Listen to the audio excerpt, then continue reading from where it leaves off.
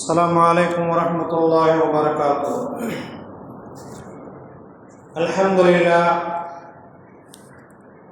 لله رب العالمين، والصلاة والسلام على رسول الله صلى الله عليه وسلم. أما بعد، فقد قال الله تعالى في القرآن العظيم والفرقان المجيد: أعوذ بالله من الشيطان الرجيم. بسم الله الرحمن الرحيم. ومن كان يرجو لقاء ربه فليعمل عملا صالحا. وقال نبينا صلى الله عليه وسلم: من أحب لقاء الله أحب الله لقاءه، ومن كره لقاء الله كره الله لقاءه. صدق الله وصدق رسول الله صلى الله عليه وسلم.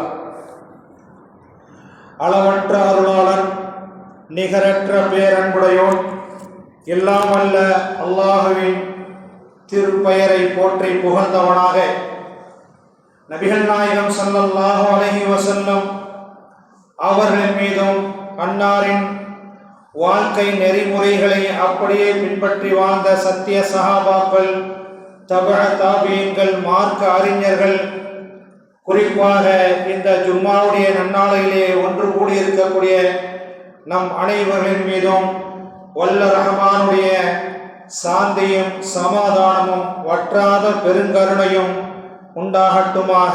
ஆமீன். நற்பாக்கியங்கள் நிறைந்த ரஜபுடைய மாதத்தின் தொடக்கத்தின் இரண்டாவது பிறை, பாவங்களுக்கான மன்னிப்பை தேடக்கூடிய மாதமாக ரஜபுடைய மாதத்தை ஆக்கிய அல்லாஹுக்கே எல்லா புகழும். குறைகளை மறைக்கக்கூடிய மாதமாக அடுத்து வரக்கூடிய ஷஅபானுடைய மாதத்தை ஆக்கி தந்த ரப்புல் ஆலமீனுக்கு எல்லா புகழும்.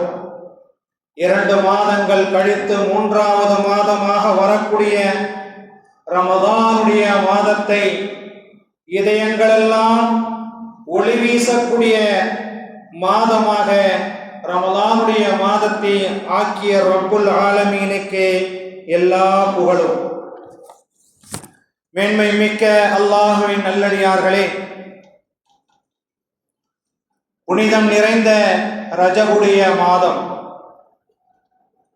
ரஜபுடைய மாதத்திலே நாம் ஹயாத்தோடு இருப்பதற்கான பாக்கியத்தை கொடுத்ததை போன்று அடுத்து வரக்கூடிய ஷஅபானுடைய மாதத்திலும் நாங்கள் ஹயாத்தோடு இருந்து உன்னின் மூலமாக கிடைக்கக்கூடிய பரக்கத்தை பெறக்கூடிய தகுதிமிக்க மக்களாக இருக்க வேண்டும் என்பதை சுட்டிக்காட்டும் விதமாக கண்மணி நாயகம் ஸல்லல்லாஹு அலைஹி வஸல்லம் அவர்கள் இப்படி பிரார்த்தனை செய்தார்கள்: இறைவா, ரஜபுடைய மாதத்திலும் ஷஅபானுடைய மாதத்திலும் எங்களுக்கு பரக்கத்து செய்வாயாக, ரமதானுடைய மாதத்தை அடையக்கூடிய பாக்கியத்தை எங்களுக்கு தருவாயாக என்று நபிகள் நாயகம் ஸல்லல்லாஹு அலைஹி வஸல்லம் அவர்கள் அல்லாஹும்ம பாரிக் லனா ஃபீ ரஜப வ ஷஅபான வ பல்லிக்னா ஷஹ்ர ரமதான் என்று துஆ செய்திருக்கின்றார்கள்.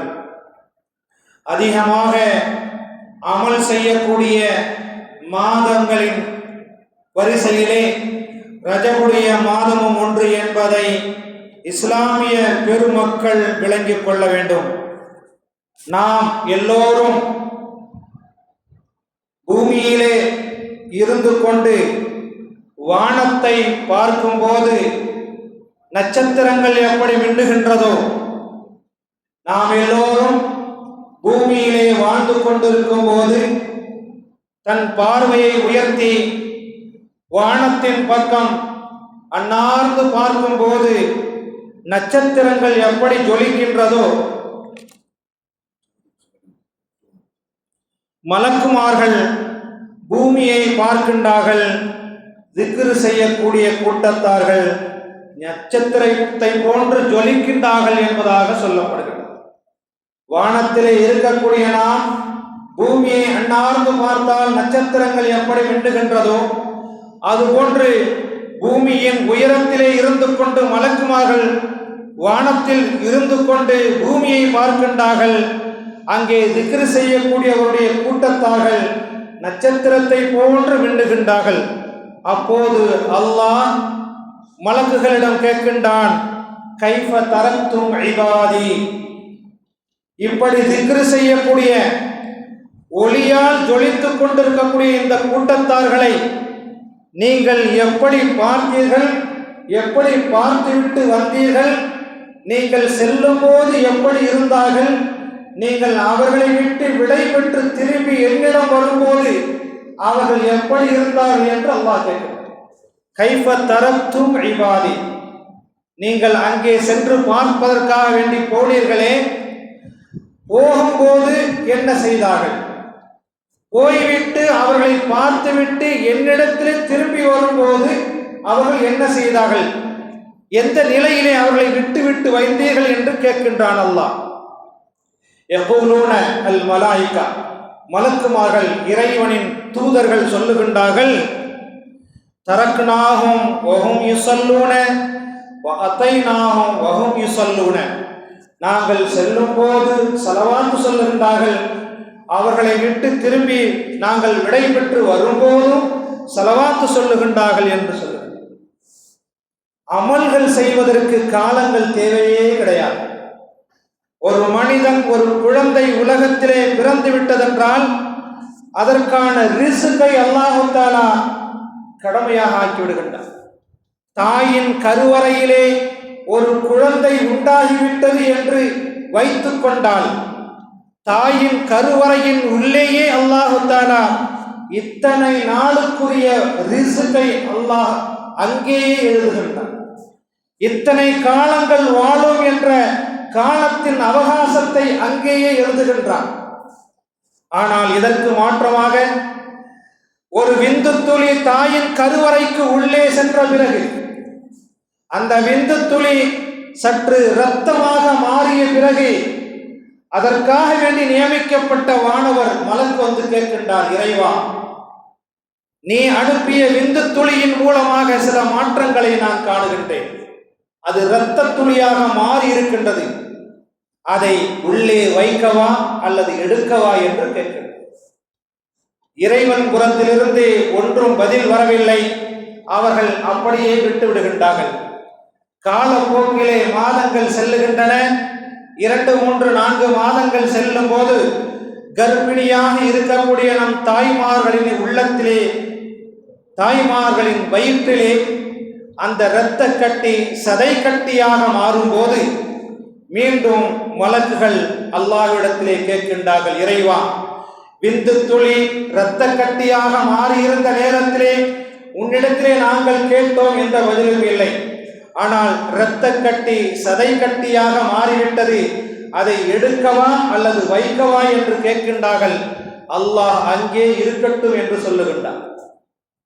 பிறகு அதற்கு உருவம் கொடுக்கப்பட்ட பிறகு உருவமாக மாறிவிட்டதே ரப்பே, உலகத்தை படைத்து பரிபாலிக்கக்கூடிய ரப்பே, தாயின் கருவறைக்கு உள்ளே இருக்கக்கூடிய அந்த விந்து துளி இரத்தமாக மாறிய பிறகு, சதை கட்டியாக மாறிய பிறகு, அது உருவம் தரித்த ஒன்றாக மாறிவிட்டதே, இப்போது என்ன செய்ய வேண்டும் என்று மலக்குமார்கள் எல்லாம் கேட்கின்றார்கள்.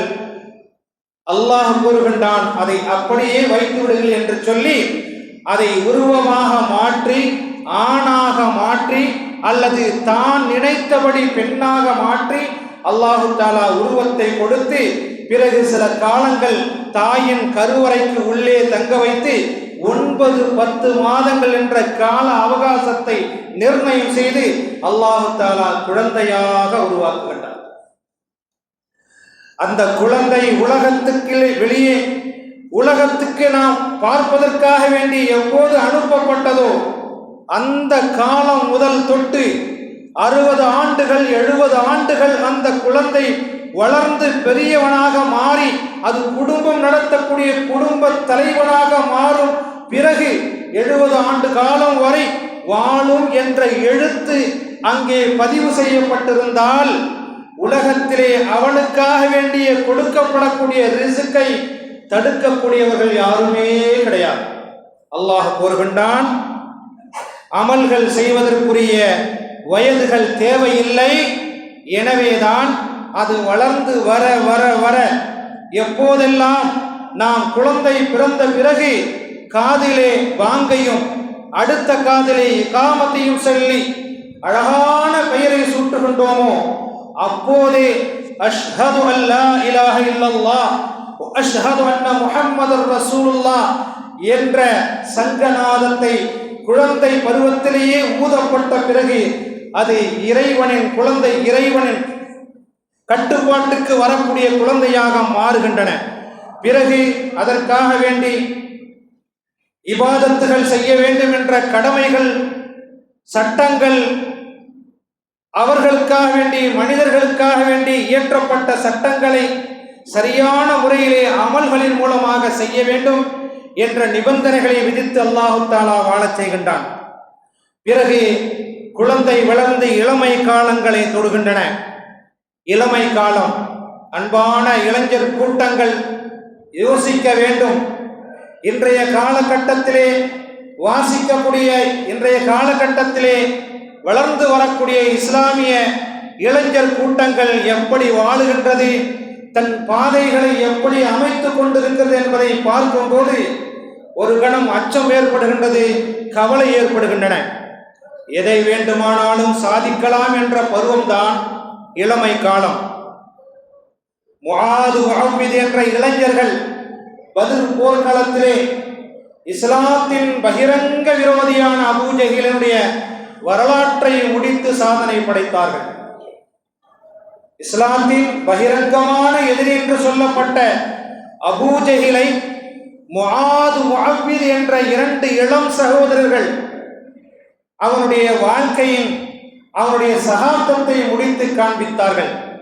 அல்லாஹுக்கும் மார்க்கத்துக்கும் மார்க்கத்துக்கு எதிராகவும் நடந்த போர்க்களத்திலே இளைஞர்களின் பங்கு எப்படி இருந்தது என்பதை வரலாறு நமக்கு சொல்லி காட்டுகின்றது. அல்லாஹு தஆலா இப்ராஹிம் அலைஹிஸ்ஸலாத்து வஸ்ஸலாம் அவர்களை அழைத்து இந்த கஅபத்துல்லாவை நீங்கள் புனர் நிர்மாணம் செய்யுங்கள் என்று கேட்கும்போது அல்லாஹ்விடத்திலே இப்ராஹிம் அலைஹிஸ்ஸலாத்து வஸ்ஸலாம் அவர்கள், வயது முதிர்ந்த நம்முடைய பாவா இப்ராஹிம் அலைஹிஸ்ஸலாத்து வஸ்ஸலாம் அவர்கள் அல்லாஹ்விடத்திலே கேட்டார்கள், யா அல்லாஹ், எனக்கு ஒத்தாசையாக இளம் பருவத்திலே இருக்கக்கூடிய எனது மகனார் இஸ்மாயிலை வேலைக்கு அழைத்துக் கொள்கின்றேன் என்று சொல்லி ஒரு முதியவரும் ஒரு இளையவரும் சேர்ந்துதான் காபத்துல்லா என்ற ஆலயம் புனர் நிர்மாணம் செய்யப்பட்டது என்ற வரலாறு நமக்கு சொல்லி காட்டுகின்றன. ஆக இளைஞர்களின் பங்கு எந்த அளவுக்கு தேவை என்பதை நாம் புரிந்து கொண்டு இளைஞர் பெருமக்கள் இஸ்லாமிய வாழ்வுக்கும் தாழ்வுக்கும் பொறுப்பேற்கக்கூடிய இஸ்லாமிய கூட்டம் பாதை மாறி செல்கின்றது என்பதை உணர்ந்து நம்முடைய பாதை எது என்பதை நன்றாக புரிந்து கொள்ள வேண்டும். பெருமக்களே, வயதான காலம் எதையெல்லாம் செய்ய வேண்டும் என்று நினைத்து கொண்டே இருந்தோமோ அவைகளெல்லாம் தொலைத்துவிட்டு வயோதிகத்திலே இதையெல்லாம் செய்ய வேண்டும் என்று எண்ணக்கூடிய காலம்தான் வயோதிக காலம். உலக ஆசையை இழக்கக்கூடாது, உலக ஆசையை இழக்கக்கூடாது. உலகத்திலே உனக்கு எவ்வளவு நசீபு இருக்கின்றதோ அதை நீ அடைந்து கொள்ள வேண்டியதுதான். ஆனால் உலகமே உன் வாழ்க்கை என்று நினைத்து விடக்கூடாது.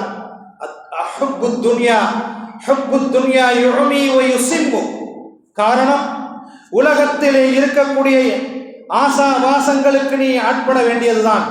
உலக ஆசைகள் உனக்கு இறக்க வேண்டியதுதான். உனக்கு கொஞ்சம் தேவைதான், அதை இழக்கக்கூடாது, வேண்டாம் என்றும் சொல்லக்கூடாது. ஆனால் மறு உலக வாழ்க்கையை மறக்கவே கூடாது. இதுதான் இஸ்லாத்தின் தத்துவம். அந்நசீபு யுசீபு வலவுகான ஜபலை, 2 மலைகளுக்கு மத்தியிலே உனக்கு நசீபு இருக்கிறது என்றால் உனக்கு கிடைக்கக்கூடிய நசீப் 2 மலைகளுக்கு மத்தியிலே இருந்தால் கூட அல்லாஹு தஆலா உனக்கு கொடுத்து விடுவான் உலகத்திலே கிடைக்கக்கூடிய நசீப். அதே போன்று இந்த உலகத்திலே உனக்கு கிடைக்கக்கூடாது என்று ரப்பு தீர்மானித்து விட்டால் வலவுகான ஷஃபதை, அது 2 உதடுகளுக்கு மத்தியிலே இருந்தால் கூட உனது நசீபு உனக்கு கிடைக்கக்கூடிய, உனக்கு கொடுக்கக்கூடாது என்று தடுத்து வைத்த ரிஸ்கை உன்னால் தேடவே முடியாது என்று நாம் இதிலிருந்து புரிந்து கொள்ளலாம். நபிகள் நாயகம் ஸல்லல்லாஹு அலைஹி வஸல்லம் அவர்கள் கூறினார்கள், நாம் எல்லோரும் வீட்டை விட்டு வெளியே வரும்போது, நன்றாக புரிந்து கொள்ளுங்கள் பெருமக்களே, இளைஞர் கூட்டங்களே, தொடர்ச்சியாக 3 வாரங்கள் சொல்லப்பட்டன. வரக்கூடிய வெள்ளிக்கிழமைகளில் தான் நீங்கள் பள்ளிக்கு வருகின்றீர்கள். எனவே தொடர்ச்சியாக கொஞ்சம் முன்பே வந்துவிடுங்கள் என்று எவ்வளவு தொடர்ச்சியாக சொல்லப்பட்டன. அதில் காதில் வாங்காமல் இருக்கக்கூடிய இளைஞர் கூட்டங்கள், இளமை காலம் அப்படித்தான் இருக்கும். எதுவுமே தெரியாது, எதை சொன்னாலும் புரியாது, எதை சொன்னாலும் விளங்காது. ஆனால் அவர்களுக்கு எடுத்து சொல்லிக்கொண்டே இருக்க வேண்டும், எடுத்து சொல்லிக்கொண்டே இருக்க வேண்டும் என்பது நமது கடமை. ஆகையினால் சொல்லப்படுகின்றது, இளைஞர் கூட்டங்களே நன்றாக புரிந்து கொள்ளுங்கள். நபிகள் நாயகம் ஸல்லல்லாஹு அலைஹி வஸல்லம் அவர்கள் கூறினார்கள், நாம் வீட்டை விட்டு வெளியே வரும்போது 2 ஷைத்தான்கள் நமக்கு முன்னே இருக்கின்றான். நாம் வீட்டை விட்டு வெளியே வரும்போது 2 ஷைத்தான்கள் நம் வாசற்படியின் பக்கமே நிற்கின்றார்கள். இவனை யார் முதலிலே வழிகெடுப்பது என்று 2 ஷைத்தான்களுக்கு மத்தியிலே போட்டி நடக்கின்றது. அவனின் இபாதத்தை விட்டும், அவனின் ஈமானை விட்டும், அவனின் தக்வாவை விட்டும், அவனின் ஹிதாயத்தை விட்டும் அவனை வழிகெடுக்க வேண்டும். யார் முதலிலே செய்வது இந்த காரியத்தை என்று சொல்லி 2 ஷைத்தான்களும் போட்டி போட்டுக் கொள்கின்றார்கள். நாம் ஒவ்வொருவர்களும் நம் வீட்டை விட்டு வெளியே வரும்போது கரத்தை பிடிக்கின்றார்கள். 2 ஷைத்தான்கள் கரத்தை பிடித்துக் கொண்டு அவர்கள் இருவருமே யோசிக்கின்றார்கள், இப்போது வீட்டை விட்டு வெளியாகிவிட்ட இந்த மனிதனை, இவனுடைய ஹிதாயத்தை, இவனுடைய ஈமானை, இவனது நற்பண்புகளை எப்படியெல்லாம் கெடுக்க வேண்டும் என்று ஆசைப்படுகின்றார்கள். ஆனால் அதற்கு மாற்றமாக வீட்டிலிருந்து வெளியே வரக்கூடிய நாம், பிஸ்மில்லாஹி தவக்கல்து அலல்லாஹ், அல்லாஹ்வின் பெயரை கொண்டு, அல்லாஹ்வின் மீது நம்பிக்கை வைத்து நான் வீட்டை விட்டு வெளியேறுகிறேன் என்று சொன்னவுடன் 2 ஷைத்தான்களும் காலுக்கு பின்னங்கால் பிடரிலே தெரிக்க ஓடிவிடுவார்கள் என்று பெருமானார் ஸல்லல்லாஹு அலைஹி வஸல்லம் அவர்கள் கூறினார்கள். அற்புதங்களும் பாக்கியங்களும் நிறைந்த நன்மை தரக்கூடிய காலங்கள், நன்மை தீமைகளை கொண்டு பாதுகாப்பு தேட வேண்டிய காலங்கள் நாம் எல்லோருக்கும் இப்போது வந்து கொண்டிருக்கின்றன. ரஜபுடைய மாதம், ஷஅபானுடைய மாதம், அடுத்து வரக்கூடிய புண்ணியங்கள் எல்லாம் பூத்து குலுங்கக்கூடிய புனிதமான ரமலானுடைய மாதம். அந்த மாதத்தின் வாசனைகள், அந்த மாதத்தின் இலை உதிர் காலங்களிலே ஏற்படக்கூடிய அந்த வசந்த காற்று ரஜபுடைய மாதத்திலேயே அடிக்க தொடங்கிவிட்டன. ரஜபுடைய மாதம் வந்துவிட்டால் அதிகமாக நன்மையை சேர்த்து கொள்ள வேண்டும், நன்மையின் பக்கம் நம் பாதையை திருப்ப வேண்டும், நன்மை செய்ய வேண்டும், திக்ரு செய்ய வேண்டும், இபாதத்து செய்ய வேண்டும் என்ற எண்ணத்தை நமக்குள்ளே உண்டாக்கி கொள்ள வேண்டும். பகுத்து உணரக்கூடிய 6வது அறிவை அல்லாஹ் தஆலா எந்த படைப்புகளுக்கும் அல்லாஹ் கொடுக்கவில்லை. கோடான கோடி படைப்புகளை அல்லாஹ் படைத்திருக்கின்றான். அத்தனை படைப்புகளையும் தவிர்த்துவிட்டு ஒரே ஒரு படைப்புக்கு மாத்திரம்தான் பகுத்து உணரக்கூடிய 6வது அறிவை அல்லாஹ் தஆலா கொடுத்திருக்கின்றான். யானை நம்மை விட பலம் வாய்ந்தது, சிங்கம் நம்மை விட வீரம் மிக்கது, புலி நம்மை விட தாக்கக்கூடியது. இருந்தாலும் பகுத்து உணரக்கூடிய அந்த 6வது அறிவை வைத்து எல்லா மிருகங்களையும் நமக்கு காலுக்கு கீழே போட்டுவிடக்கூடிய சக்தி அல்லாஹ் தஆலா மனிதனுக்கு கொடுத்திருக்கின்றான். அப்பேற்பட்ட அறிவாற்றல் நிறைந்த மனிதன் அல்லாஹுவை, ரப்பை, படைத்தவனை வணங்கி வழிபடுவதற்குரிய காலங்கள் நெருங்கும் போது அதை பயன்படுத்திக் கொள்வதுதான் புத்திசாலித்தனமாக இருக்கும். எந்த நன்மைகளும் எந்த தீமைகளையும் நாம் செய்யும் போது அல்லாஹ்விடத்திலே, இறைவா, ரஜபுடைய மாதங்கள் வந்துவிட்டன, அடுத்து வரக்கூடிய ஷஅபானுடைய மாதத்திலும் அடுத்து வரக்கூடிய ரமலானுடைய மாதத்திலும் நாங்கள் நன்மையை செய்ய போகிறோம் என்ற ஒரு உடன்படிக்கையோடு நாம் இந்த மாதத்திலே தொடங்க வேண்டும். நன்மையான காலங்கள் இவைகள் எல்லாம். அல்லாஹும்ம பாரிக் லனா ஃபீ ரஜப, இறைவா, ரஜபுடைய மாதத்திலே எங்களுக்கு பரக்கத்து செய்வாயாக. வ ஷஅபான, ஷஅபானுடைய மாதத்திலும் எங்களுக்கு பரக்கத்து செய்வாயாக. வபல்லிக்னா ஷஹர ரமதான், ரமதானுடைய மாதத்திலே நாங்கள் ஹயாத்தோடு இருந்தென்றால் வபல்லிக்னா ரமதான், ரமதானுடைய மாதத்தை அடையச் செய்வாயாக என்று கேட்பதின் பொருள் என்னவென்றால், ரமலானுடைய மாதம் வருடா வருடம் வந்துவிடும். ஆனால் வந்திருக்கக்கூடிய ரமலானுடைய மாதத்திலே நாம் இருப்போமா?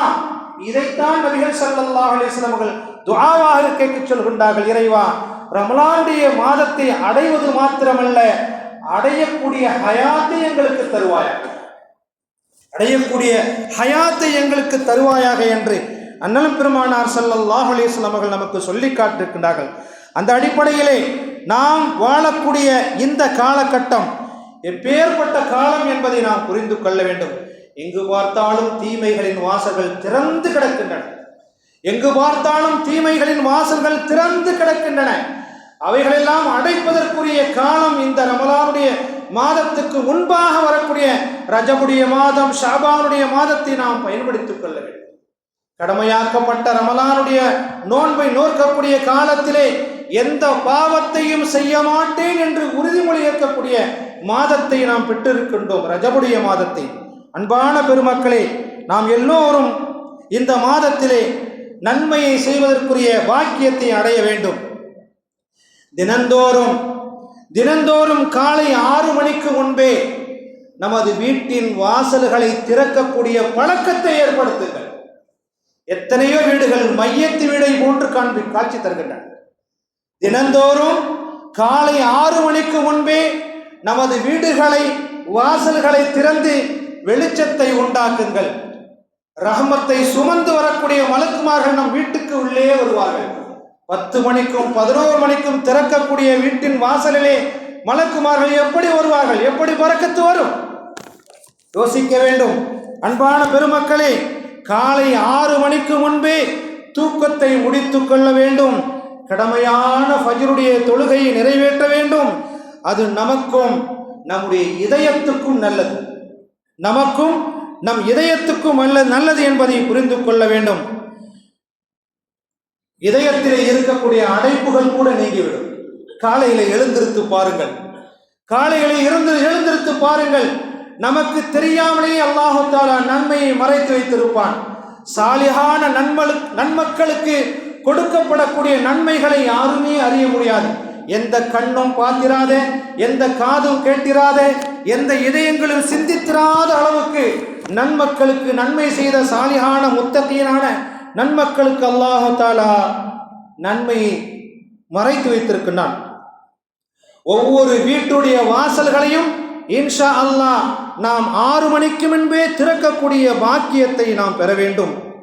வெளிச்சத்தை உண்டாக்க வேண்டும். நாம் குடியிருக்கும் வீட்டின் வாசலை திறந்து வைத்தால், அந்த பழக்கம் நம்மிடம் இருந்தால், அருளை சுமந்து கொண்டு வரக்கூடிய மலக்குமார்கள் நம் வீட்டுக்கு வருகை தருவார்கள். பரக்கத்துகள் நிறையும் என்பதை விட நமது நோய்கள் பறந்துவிடும். துன்பங்கள் முசீபத்துகள் எல்லாம் கண்ணுக்கு தெரியாத இடத்தை நோக்கி சென்றுவிடும். அன்றைய ஃபஜ்ருடைய தொழுகையை முடித்துவிட்டு அல்லாஹுடைய வீட்டிலிருந்து வெளியேறும் போது இறைவனின் அத்தாட்சிகளில் ஒன்றான சூரியனின் உதயத்தை நாம் மெல்ல மெல்ல நாம் பார்க்கும்போது, அதை பார்க்கும்போது இதயத்திலே இருக்கும் அடைப்புகள் கூட நீங்கிவிடும். கால்களில் இருக்கும் வலிகள் ஓடிவிடும்.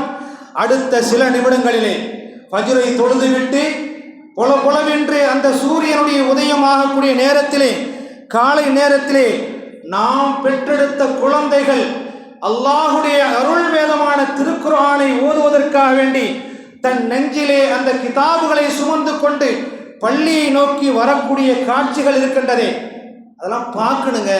ஃபஜ்ரு தொழுவுங்க. ஊரில் 500 பேர் இருக்காங்கன்னா 100 பேர் தொழுகிறாங்க. அந்த பாக்கியம் 400 பேருக்கு இல்லை, 400 பேருக்கு இல்லை. பாக்கியம் உங்களுக்கு பார்த்திருக்கின்றீர்களா?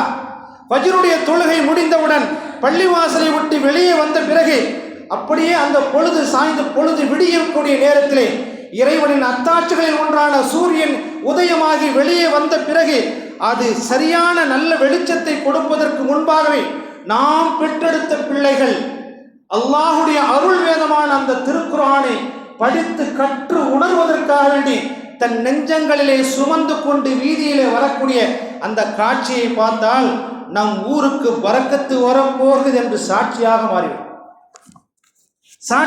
மாறிவிடும். அல்லாஹ்வின் அருள் நிறைந்த நேரங்களை நாம் பயன்படுத்திக் கொள்ள வேண்டும். புனிதமான மாதங்களிலே நன்மை செய்ய என்றால் அடுத்தவர்களுக்கு கெடுதல் செய்யாமல் இருக்க வேண்டும் என்பதை நாம் புரிந்து கொள்ள வேண்டும். அன்பான பெருமக்களே, நாம் வீட்டுக்கும் ஊருக்கும் அல்லாஹ்வின் அருள் வேண்டுமென்றால் இது போன்ற நல்ல காரியங்களை செய்ய வேண்டும். அன்பான பெருமக்களே, அன்பான வேண்டுகோளை உங்களுக்கு வைக்கின்றேன். முத்தான 3 மாதங்கள் நம்மை எதிர்நோக்கி வந்துவிட்டன. கடந்த காலங்களிலே கசப்பான நிகழ்வுகள் நிறைய நடந்திருக்கின்றன. நம் பிள்ளைகளை இரவு காலங்களிலே தெருக்களிலே விட்டதை போன்று இந்த வருடத்திலே விட்டுவிட வேண்டாம். இது பெற்றோர்களின் கடமை என்பதை புரிந்து கொள்ளுங்கள். புனிதமான மாதங்களிலே நன்மை செய்யவில்லை என்றாலும் தீமை செய்யாமல் நம் பிள்ளைகளை பாதுகாத்துக் கொள்ள வேண்டும். ஷைத்தானின் வழிகேடுகள் பல விதங்களிலே தோன்றி வருகின்றன. அதிலே இளைஞர்களை குறிவைத்து செயல்படுகின்றன. எத்தனையோ இளைஞர்கள் அதற்கு பலியாகி இன்று நடைபிணமாக நடக்கின்றார்கள். என்ன தெரியுமா? சின்ன வயதில் உள்ள இளைஞர்களே கஞ்சா என்னும் போதை பொருளுக்கு அடிமையாகி காசு கொடுத்து தேளை கொட்டிக் கொள்கின்றார்கள். இதன் இறுதி முடிவு என்ன தெரியுமா? இளைஞர் பெருமக்களே, போதைக்கு அடிமையான இளைஞர்கள் திருமணம் முடிக்கப்பட்டால், போதைக்கு அடிமையான இளைஞர் பெருமக்கள் ஒருவேளை அவர்களுக்கு திருமணம் முடிக்கப்பட்டால் அவர்கள் குழந்தை பெறும் பாக்கியத்தை இழந்து விடுவார்கள் என்று மருத்துவத்துறை எச்சரிக்கை செய்கிறது என்பதை புரிந்து கொள்ள வேண்டும். எனவே நடந்த தீமைகள் எல்லாவற்றையும் களைந்து அல்லாஹ்விடத்திலே இஸ்திக்ஃபார் என்னும் அந்த பாவ மன்னிப்பை தேடி நற்பாக்கியங்கள் நிறைந்த இந்த ஷாபான், இந்த ரஜபு ஷாபானுடைய மாதத்திலே நன்மைகளை சேர்த்து அடுத்து வரக்கூடிய புனிதமான ரமலானுடைய மாதத்தை அடையக்கூடிய நல்பாக்கியத்தை அல்லாஹ் நம் எல்லோருக்கும் தந்தருள்வானாக. 5 நேர தொழுகையை தவறாமல் தொழக்கூடிய பாக்கியம் நிறைந்த குடும்பங்களாக நம் குடும்பங்களை அல்லாஹு தஆலா ஆக்கி அருள் புரிவானாக. வஆஹிரு தஅவானா அல்ஹம்துலில்லாஹி ரப்பில் ஆலமீன். அஸ்ஸலாமு அலைக்கும் வரஹ்மத்துல்லாஹி வபரகாத்துஹு.